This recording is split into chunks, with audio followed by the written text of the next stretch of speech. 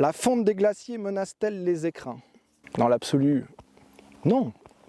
La fonte des glaciers peut être problématique pour la faune, pour l'espèce humaine. Les glaciers sont quand même actuellement des réservoirs, des châteaux d'eau pour les vallées en amont. La Durance, par exemple, 2022 a été une année extrêmement sèche.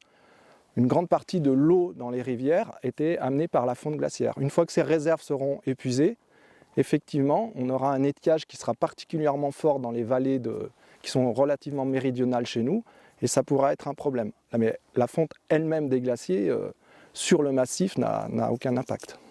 Alors, d'où vient le cheval de bois du col du cheval de bois? Il y a à peu près une trentaine d'années, mon collègue Bernard Thomas, on va dire un des gardes pionniers du coin, en animation scolaire avec les petits de l'école des Borel, il avait eu l'idée de monter un cheval en bois à ce fameux col. Et donc, ce qui s'est passé, c'est que tous les gamins, tous les petits, chacun a monté son morceau de bois.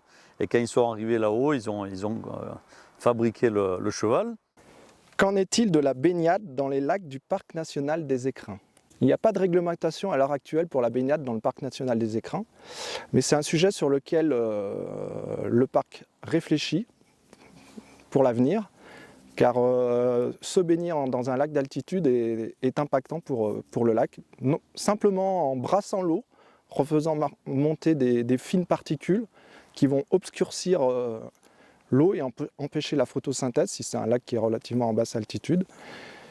Plus si les personnes ont des produits comme des crèmes solaires ou autres, c'est des produits qui vont se dissoudre dans l'eau et qui vont avoir un impact polluant sur ces lacs.